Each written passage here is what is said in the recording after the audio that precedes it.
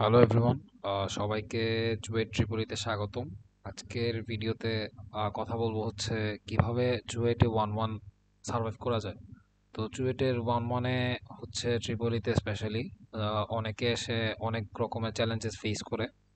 আগে থেকে যদি একটু ধারণা রাখা যায় তাহলে পরবর্তীতে জিনিসগুলো নিয়ে কোপ আপ করতে এবং ডিলিটিটা মেনে নিতে অনেক বেশি হেল্পফুল হয়। তো প্রথমেই আসি আমরা কোর্সেস কি কি অফার করা হয়। এখানে হচ্ছে ট্রিপলি ম্যাথ, ফিজিক্স, হিউম্যানিটিজ, পাশাপাশি হচ্ছে সেশনালের জন্য 3টা কোর্স অফার করা হয়। তো ফার্স্টে বুঝি আমরা, এখানে যে সিআর লেখা আছে, সিআর মানে এটা কি? সিআর মানে হচ্ছে ক্রেডিটস। ক্রেডিটস কি?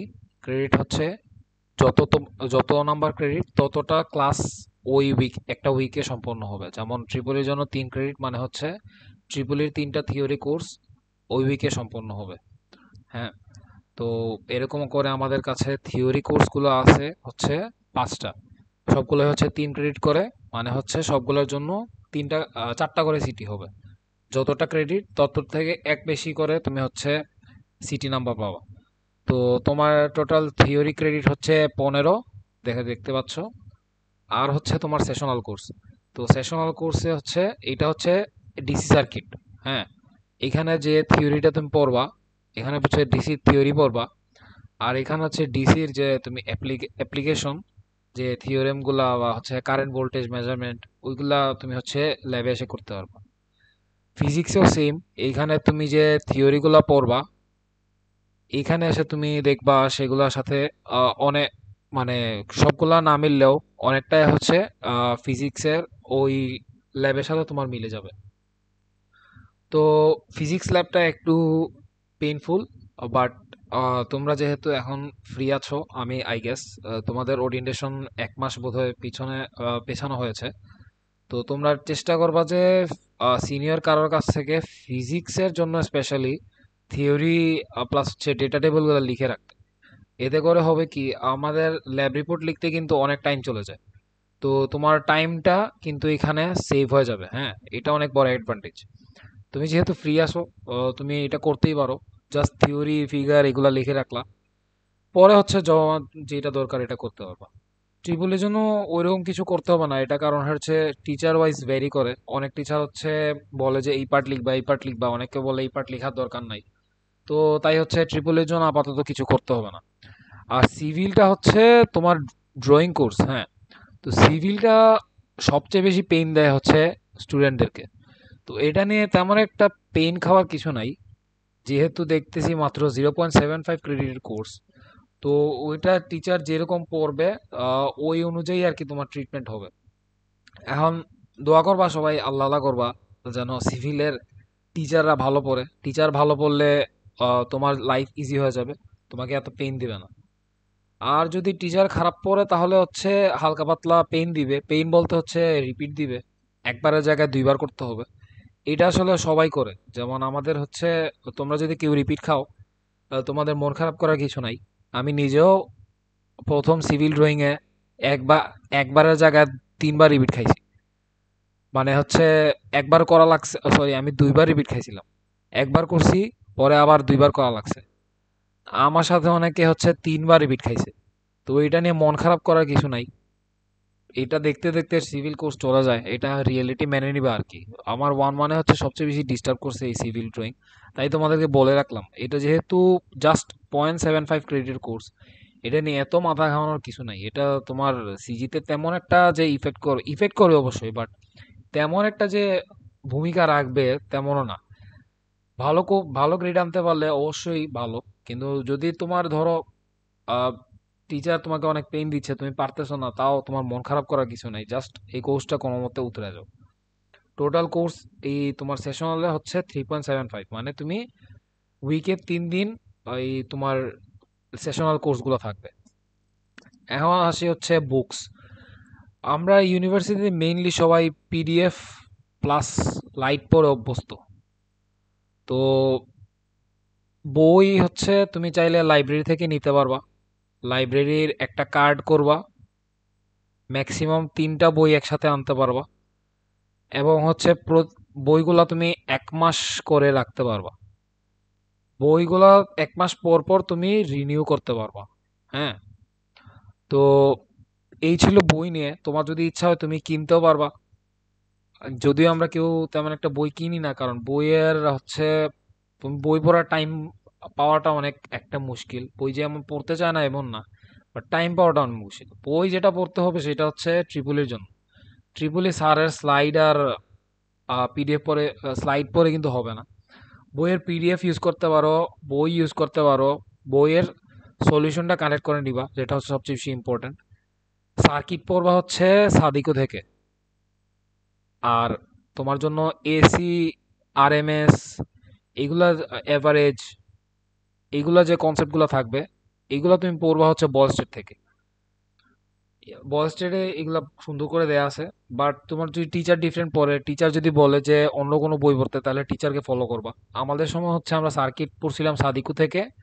আর এইগুলা যে আরএমএস, এভারেজ, ম্যাগনেটিক সার্কিট, এগুলা পড়ছিলাম হচ্ছে বল স্টেট থেকে। আর বাদ বাকি যেগুলো আছে যেমন ফিজিক্স, ফিজিক্স হচ্ছে physics for engineers, physics for engineers, এটার হচ্ছে পার্ট 1 এবং 2 আছে। এটা সেশনালও কাজে লাগবে, থিওরিতেও কাজে লাগে। বাট থিওরি হচ্ছে স্যার যদি স্লাইড দেয়, আলহামদুলিল্লাহ, স্লাইড দেখি পড়লে মোটামুটি কমন পাওয়া যায়। আর হচ্ছে তোমার ম্যাথ, ম্যাথ 1 2 3 কোর্সটা ভালো করে পড়ার চেষ্টা করবা, কারণ এটাতে এ প্লাসের সংখ্যা অনেক বেশি থাকে। এটার কোর্স কন্টেন্টটাও ইজি, প্লাস এটার টিচাররা অনেক ভালো পড়েন। ম্যাথ 1 2 3ও চেষ্টা করবা যে হচ্ছে ভালো করে পড়ার জন্য। এটা যে বই থেকে পড়বা, বই থেকে হচ্ছে স্যারের লেকচার নোট ভালো করে পড়বা। মানে স্যার ক্লাসে যা পড়ায় সেটা খুবই ভালো করে নোট করার চেষ্টা করবা। তুমি যদি না করো, কেউ একজন ভালো করে নোট করে তার কাছ থেকে কালেক্ট করবা পরীক্ষার আগে, এবং নোট করার চেষ্টা করবা। ক্লাসে গিয়ে যে শুধু বোর্ডে তাকায় থাকবা বা ঘুমাবা, ফোন টিপবা, এগুলা না করাটাই বেটার। তোমার ইচ্ছা, তুমি চাইলে করতে পারো, বাট না করাটাই বেটার। তুমি চেষ্টা করবা স্যার যা বলে তা নোট করতে। তাতে হবে কি, তোমার স্যার যা পড়াবে তুমি তো সেটা ভুলে যাবা। হ্যাঁ, তোমার মাথা থেকে এটা চলে যাবে। কিন্তু পরে যখন তুমি বাসায় হলে যাই, যেখানেই পড়তে বসো, আবার যখন পরীক্ষার আগে খাতাটা উল্টাবা, তোমার খাতা উল্টানোর পর যখন দেখবা কিছু একটা লেখা আছে, তোমার ভিতরে কনফিডেন্স জাগ্রত হবে। প্লাস হচ্ছে তোমার মাথায় কিছু আসবে, আচ্ছা এই টপিকটা আমার জানা আছে, একটু আমি দেখলে এখন পারবো। তাই হচ্ছে নোট করাটা অনেক ইম্পর্টেন্ট। কেউ যদি নোট না করো, আলসামি করে, অন্যের কাছ থেকে কালেক্ট করে নিবা। এখন আসি মার্কস ডিস্ট্রিবিউশনে। জেনারেলি যত ক্রেডিট তত মার্ক। 3 ক্রেডিটের জন্য 300 মার্ক থিওরিতে, 1.5 ক্রেডিটের জন্য 150 মার্ক। 300 মার্কের মধ্যে হচ্ছে 20% সিটিতে যাবে, মানে হচ্ছে 60 মার্ক তোমার সিটিতে, 30 মার্ক তোমার অ্যাটেন্ডেন্সে, এবং টার্ম ফাইনালে হচ্ছে 210 মার্ক। টার্ম ফাইনালটা সবচেয়ে বেশি ইম্পর্টেন্ট, সিটি সবচেয়ে বেশি ইম্পর্টেন্ট, অ্যাটেন্ডেন্স সবচেয়ে বেশি ইম্পর্টেন্ট। তিনটাই তোমার ইম্পর্টেন্ট তোমার যদি এ প্লাস পেতে যাও। এখন হচ্ছে অ্যাটেন্ডেন্সের তুমি কিভাবে ধরে রাখবা। তোমার যত ক্রেডিটের কোর্স, তুমি ততটা নাম্বার অফ ক্লাসেস পুরো সেমিস্টারে মিস দিতে পারবা। ধরো তোমার ট্রিপল কোর্স হচ্ছে 3 ক্রেডিটের। হ্যাঁ, এখন তুমি হচ্ছে পুরা সেমিস্টার জুড়ে 3টা ক্লাস মাত্র মিস দিছো, তোমার 30-এ 30 থাকবে। চেষ্টা করো মিস না দেওয়ার। যদি 4টা মিস দেও, 4টা মিসে তোমার নাম্বার চলে আসবে 27-এ। 5টা মিস দিলে এরকম মেবি 24-এ চলে আসে, এরকম করে কমতে থাকে। আর একটা ইয়ে আছে, কত পার্সেন্ট জানি, 60 বা 70, আমার ঠিক মনে নাই। এত পার্সেন্ট এর নিচে অ্যাটেন্ডেন্স থাকলে তোমার টার্ম ফাইনাল মেবি বসতে দিবে না। এটা আমি শিওর না, টিচার ওয়াইজ ভ্যারি করে। But attendance must. ক্লাসে আসো, ঘুমাও, যাই করো, ক্লাসে এসে বসে থাকবা। অ্যাটেন্ডেন্সটা মেইন, অ্যাটেন্ডেন্স মিস দেওয়ার চেষ্টা করবা না। অ্যাটেন্ডেন্স হচ্ছে ফ্রি মার্ক, বুঝছো? ফ্রি মার্ক কেউ মিস করতে চাবা না। 30 মার্ক কিন্তু অনেক। একটা প্রশ্নের 35 মার্কের থাকে টার্মে, 30 মার্ক তুমি ফ্রি পেয়ে যাচ্ছ। ভালো না জিনিসটা? আর সেশনালের জন্য হচ্ছে কুইজ, কুইজ থাকবে, ভাইভা থাকবে। ভাইভা হচ্ছে তোমার ল্যাবের টাইমে নেওয়া হবে। ফিজিক্সের জন্য প্রতিদিন ভাইভা নেওয়া হয়, অন্য কোর্সে প্রতিদিন ভাইভা নেওয়া হতেও পারে নাও হতে পারে, মেইনলি নেয় না। কুইজ হচ্ছে একেবারে টার্মের শেষে কোনো একটা উইকে তোমার পরীক্ষা নেওয়া হবে, অ্যাটেন্ডেন্স প্রতিদিন এটা কাউন্ট হবে, রিপোর্ট প্রতিদিন জমা দিতে হবে। আর হচ্ছে তোমার যতটা ক্রেডিট থাকবে তত নাম্বার অফ, তত +1 সিটি থাকবে, এটা আগেই বলছি। যেমন প্রত্যেকটা এখানে তোমার 3 ক্রেডিটের কোর্স, তো 3 ক্রেডিটের কোর্সের জন্য তোমার হচ্ছে 4টা করে সিটি থাকবে প্রতিটার জন্য। তো 4 5 20টা সিটি থাকবে টোটাল। এটার জন্য প্রস্তুত থাকবা। সিটি সিলেবাস তেমন একটা বড় থাকে না, টিচার আগে থেকে জানায় দেয়, তো প্রিপারেশন নিলে মোটামুটি পারা যায়, তেমন একটা পেইন হয় না। আর সিটিতে কেউ যদি খারাপও করো তাও মন খারাপ করার কিছু নাই, কারণ সিটিতে দেখো মাত্র 20 মার্ক, তো টার্মে তোমার একটা মার্ক প্রশ্ন থাকে 35 মার্কের, আর এইটা থাকবে জাস্ট একটা প্রশ্নের একটা পার্ট, এ অথবা বি। তো এটা যদি কেউ মন খারাপ করে থাকো, অনেকেই প্রথমে 10 12 8 6 7 এরকম করে পায়, তো এটার জন্য মন খারাপ করার কিছু নাই। কামব্যাক তুমি অবশ্যই সবসময় দিতে পারবা চেষ্টা করবে। এখন আসি সেমিস্টার ফাইনালে। সেমিস্টার ফাইনালের জন্য হচ্ছে আমাদের ক্লাস হবে প্রত্যেক সেমিস্টারে 13 উইক করে, এবং ডিএল থাকবে। হচ্ছে ডিএল হচ্ছে আর কি পিএল এর মতো। পিএল এ হচ্ছে প্রথমে কয়দিন বন্ধ দেয়, তারপর হচ্ছে পরীক্ষা নেয়। তো আমাদের এরকম না, চুয়েটের সিস্টেমটা একটু আমি বলবো ভালো এই সিস্টেমটা। ডিএল হচ্ছে প্রত্যেকটা এক্সামের মাঝখানে 6 দিন করে গ্যাপ থাকবে। মানে তুমি একটা এক্সাম দিলা, পরে 6 দিন ব্রেক, আবার এক্সাম দিলা 6 দিন ব্রেক, আবার এক্সাম দিলা 6 দিন ব্রেক, এরকম করে তোমার মানে 6 দিন ব্রেক, সপ্তম দিনে এক্সাম, 6 দিন ব্রেক, সপ্তম দিনে এক্সাম, এরকম করে 5 উইক থাকবে ডিএল। তো টোটাল 18 উইকে তোমার সেমিস্টার শেষ। হ্যাঁ, এখন আসি। আহ, প্রত্যেকটা কোর্স তোমার 2জন করে টিচার নিবে। ধরো ট্রিপলিতে একটা পার্ট থাকবে ডিসি সার্কিট, একটা পার্ট থাকবে হচ্ছে আরএমএস, এভারেজ, পরে আর যা আছে ম্যাগনেটিক সার্কিট এগুলা। তো এটা ধরো সেকশন এ বললাম, এটা সেকশন বি হতে পারে, সেকশন বি ধরলাম। তো সেকশন এ এবং বি, এটা থেকে তোমার আনসার করতে হবে 105 মার্ক, এটা থেকে আনসার করতে হবে 105 মার্ক।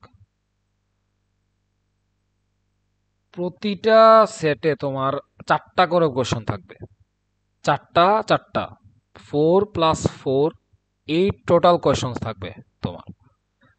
কিন্তু তোমার আনসার করতে হবে হচ্ছে প্রতিটা সেট থেকে 3টা। মনে রাখবা প্রতিটা সেট থেকে 3টা করে প্রশ্ন আনসার করতে হবে তোমার, এবং প্রত্যেকটা কোয়েশ্চন কিন্তু 35 মার্ক করে। তাহলে 35 × 6 কত হচ্ছে? 210 মার্ক। এইটা হচ্ছে তোমার টার্ম ফাইনালের মার্কস। তো স্ট্রাকচার কিরকম থাকে কোয়েশ্চনের, প্রতিটা বলছি যে 35 মার্কের করে থাকবে। এখানে তোমার কিছু একটা দেয়া থাকবে, প্রতিটা কোর্সের জন্যই এরকম। ফার্স্টে কিছু একটা লেখা থাকবে, এরকম ইনফরমেশন দেওয়া থাকবে, প্রশ্ন করা থাকবে।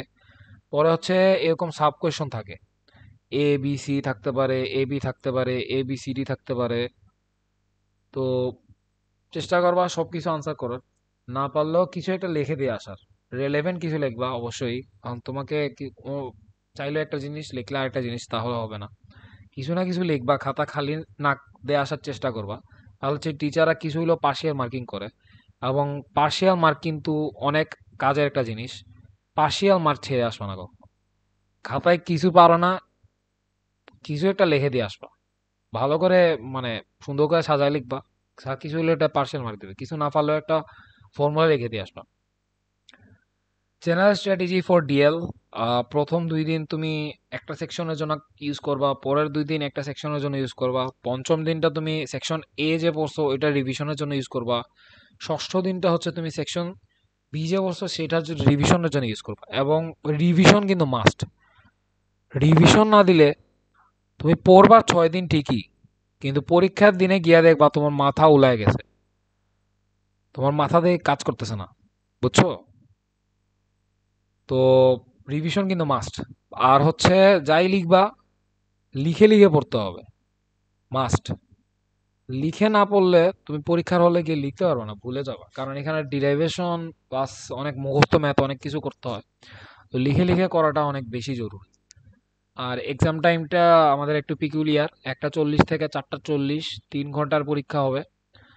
দুইটা সেকশন, কিন্তু দুইটা ডিফারেন্ট স্ক্রিপ্টে আনসার করতে হবে, এটা মনে রাখবা। তোমাকে কিন্তু দুইটা ডিফারেন্ট খাতা দেওয়া হবে, একটা ধরো গ্রিন কালারের, একটা ধরো হোয়াইট কালারের। তো কালারগুলো আর কি কাভারের কালার।